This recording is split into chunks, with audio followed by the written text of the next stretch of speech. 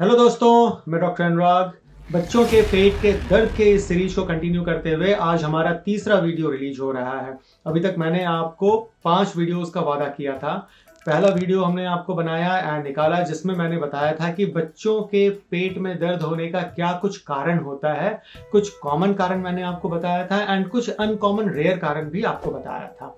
ठीक इसी तरीके से दूसरे वीडियो में मैंने आपको बताया था कि क्या कुछ डेंजर साइंस होता है, क्या कुछ वार्निंग साइंस होता है, ऐसी क्या चीजें हैं जो अगर आपके बच्चे के पेट में दर्द के साथ साथ दिखे तो इमीडिएटली आपको हॉस्पिटल जाने की जरूरत है एंड अपने पीडियाट्रिशियन चाइल्ड स्पेशलिस्ट को दिखाने की जरूरत है।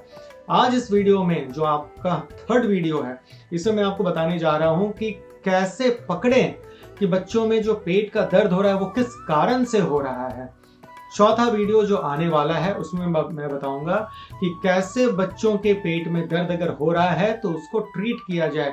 घर में बैठे बैठे क्या घरेलू नुस्खा अपनाया जाए एंड क्या कुछ मेडिसिन अवेलेबल है जो दिया जा सकता है बच्चों को एंड क्या कुछ प्रोसीजर कर सकते हैं ताकि पेट दर्द जल्दी से जल्दी कम हो सके।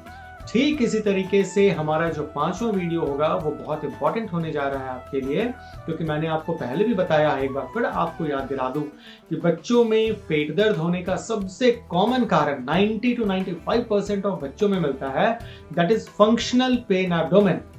फंक्शनल पेन एब्डोमेन कहने का मतलब है कि पेन ऑफ अननोन ओरिजिन, जिसका कोई खास कारण नहीं होता है, ना ही इंटेस्टाइन से रिलेटेड है, ना ही लीवर से रिलेटेड है, ना ही स्टमक से रिलेटेड है, ना ही गॉल ब्लैडर से किडनी से रिलेटेड है। तो कहीं ना कहीं ये फंक्शनल पेन एब्डोमेन को डायग्नोज करना, ट्रीट करना बहुत इंपॉर्टेंट है। तो हमने अपने 5th वीडियो में आपको एक्सक्लूसिवली केवल पेन एब्डोमेन के बारे में जो कि फंक्शनल होता है बात किया है। तो चलें एंड बने रहे हमारे साथ, देखें इस वीडियो को पूरा, ताकि एंड होते होते आपको सारी आइडिया लग जाए कि क्या कुछ टेस्ट मॉडलिटीज अवेलेबल है मार्केट में जो किया जा सकता है एंड डायग्नोज कर सकते हैं बच्चों के पेट के दर्द को।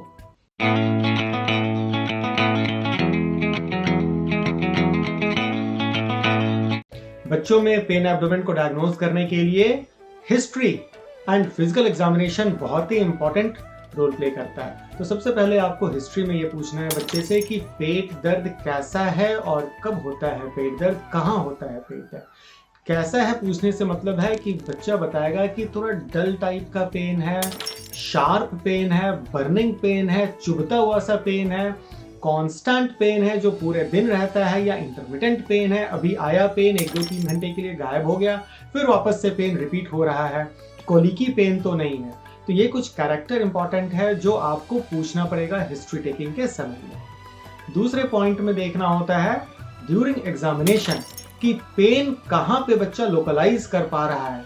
अगर आप एक बच्चे से पूछो कि पेन कहाँ हो रहा है तो जनरली वो अपने पाम से बताता है कि पेन कहाँ हो रहा है। वो बोलेगा कि हमें स्टमक में पेन हो रहा है, हमें इस एरिया में पेन हो रहा है, हमें इस एरिया में पेन हो रहा है, या बोलेगा कि हमें पूरे पेट में ही पेन हो रहा है।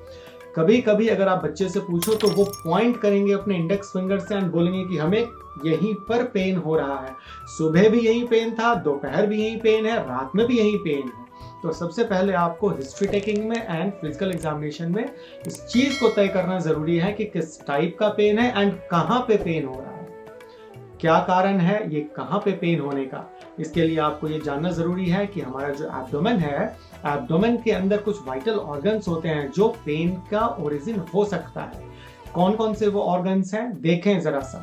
स्टमक हो सकता है, स्प्लीन हो सकता है, liver, gall bladder, pancreas, small intestine, large intestine, urinary bladder and कभी कभी कुछ केसेस में musculature, nerve fibres and vessels भी, जिसमें आर्टरीज एंड वेन्स दोनों आते हैं।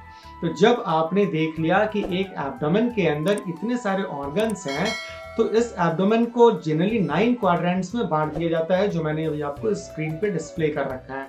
एंड इन 9 क्वाड्रेंट्स के आधार पे आप ये बता सकते हो कि ये किस ऑर्गन से उठ रहा है पेन। अगर राइट अपर क्वाड्रेंट से पेन उठ रहा है इट मींस कहीं ना कहीं लीवर का इन्वॉल्वमेंट है या गॉल ब्लैडर का इन्वॉल्वमेंट है। अगर अम्बिलिकल एरिया के आसपास से पेन उठ रहा है तो हो सकता है कि पैनक्रियास का इन्वॉल्वमेंट हो। ठीक इसी तरीके से अगर लोअर क्वाड्रेंट का इन्वॉल्वमेंट है सुप्राप्यूबिक एरिया का, तो हो सकता है यूटीआई हो या ब्लैडर का सिस्टाइटिस हो। अपेंडिसाइटिस भी आप देखोगे तो राइट लोअर क्वाड्रेंट में उठता है पेन। तो इस तरीके से सबसे पहले आपको ये डिसाइड कर लेना है कि बच्चे का पेन किस तरीके का है एंड कहाँ पे लोकलाइज है। जब आपको एक बेसिक आइडिया लग जा रहा है कि पेन का ओरिजिन ये ऑर्गन है, then depending on organ type आप जा सकते हो खास ब्लड टेस्ट की ओर, यूरिनरी टेस्ट की ओर एंड कुछ इमेजिंग प्रोसीजर की ओर। तो मैं आपको बताता हूँ वन बाय वन क्या क्या टेस्ट कराने की जरूरत होती है।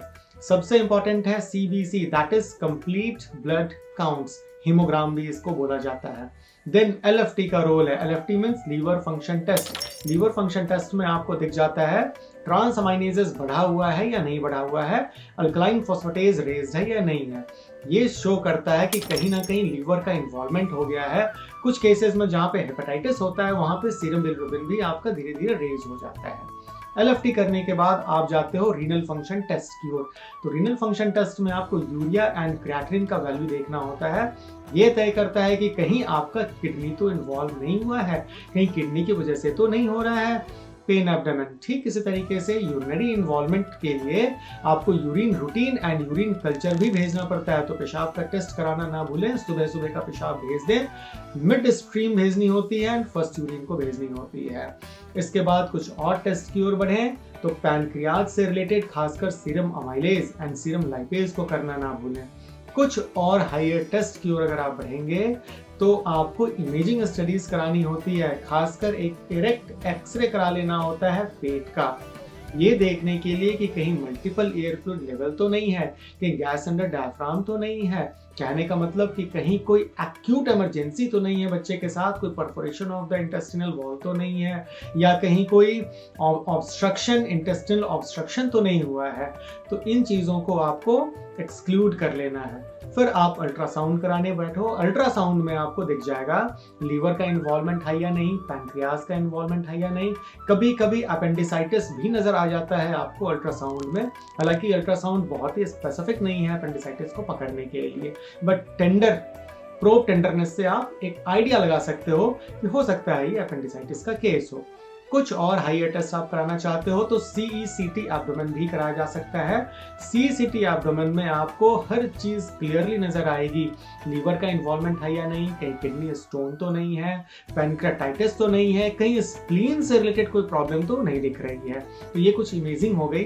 कुछ और फर्दर स्टडीज आप कराना चाहते हो जहाँ पे आप देख रहे हो कि आपके पास कुछ भी नहीं मिला है, पेन एब्डोमेन का कोई खास रीजन देखने को ही नहीं मिल रहा है, तो अपर UGI एंडोस्कोपी किया जा सकता है, जिसमें एक एंडोस्कोप डाला जाता है ऊपर के थ्रू आपके एसोफेगस से गुजरते हुए स्टमक में, एंड वो एक छोटे से कैमरे के थ्रू देखा जाएगा कि क्या अंदर में कुछ अल्सर्स तो नहीं है, कुछ खास मांस तो नहीं बढ़ गया है, कुछ वेरिसेस तो नहीं है।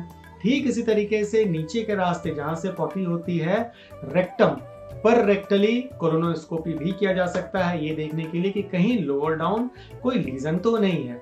तो ये कुछ खास स्पेसिफिक टेस्ट्स होते हैं जो एक बच्चे पे परफॉर्म किया जा सकता है डायग्नोसिस पॉइंट ऑफ व्यू से। लेकिन फाइनली मैं आपको ये बोलना चाहता हूं कि डायग्नोसिस के लिए सबसे पहले अपने ऑर्गन को स्पेसिफाई करें कि आखिर किस ऑर्गन से पेन उठ रहा है, एंड एक बार आपने ऑर्गन स्पेसिफाई कर लिया देन आपके लिए फर्दर इजी हो जाता है कि कौन सा टेस्ट कराना है, ताकि आप स्पेसिफिकली पकड़ सको कि बच्चे को यही प्रॉब्लम है। रह गई बात इससे रिलेटेड कोई और क्वेरी हो, कोई और क्वेश्चन हो मन में, आप हमें नीचे कमेंट बॉक्स में डालिए, हर बात की तरह आपको आंसर दे दिया जाएगा। Thank you.